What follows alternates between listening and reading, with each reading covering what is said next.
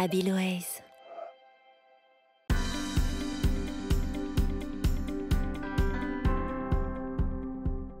Plus que quelques jours avant les vacances. Enfin, quand une vérité cruelle vous vient à l'esprit, vous n'avez pas encore réservé votre lieu de vacances.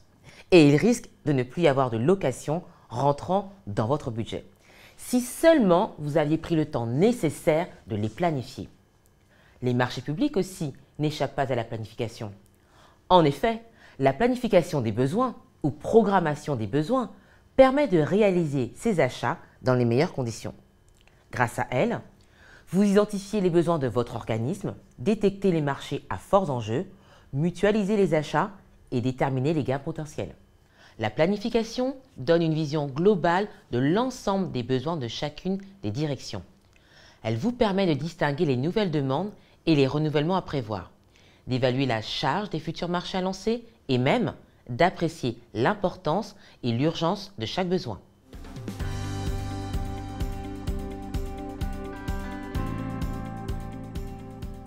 La première étape de la planification passe par le recensement des besoins. Pour cela, il est essentiel de solliciter les personnes concernées, c'est-à-dire les prescripteurs et les utilisateurs. Ils nous fourniront toutes les informations utiles, la catégorie d'achat, la date souhaitée de la prestation, le nouveau besoin, le renouvellement. Il faut ensuite compiler l'ensemble des besoins de chaque service dans un même outil, par exemple un tableur. Vous pourrez ainsi, grâce à des filtres, procéder à des tris, à des classements selon l'urgence, les familles d'achat. Pour qu'ils soient facilement exploitables, choisissez bien les champs dont vous aurez besoin. Par exemple, nom du service demandeur, intitulé du besoin, date prévisionnelle de début d'exécution souhaitée, degré de priorité, peu urgent, très urgent.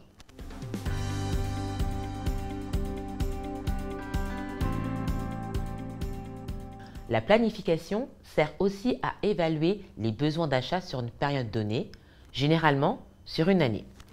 Pour cela, nous vous conseillons de transmettre le tableur à chaque service en fin d'année pour qu'ils y indiquent leurs besoins de l'année à venir. Laissez-leur quelques semaines pour les recenser, puis à leur retour, compilez toutes les données. Une fois le tableau complété, vous pourrez établir une stratégie d'achat. Par exemple, en mutualisant les achats par service ou direction et en priorisant les demandes. Cet outil pourra aussi vous servir de tableau de suivi des achats.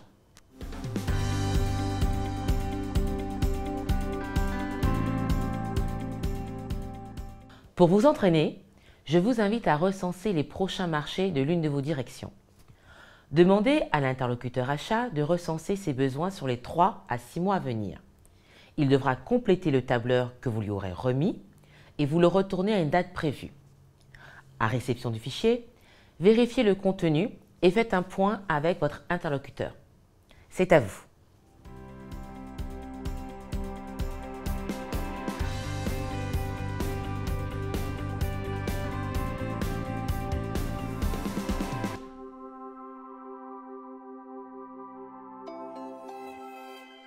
Habilways.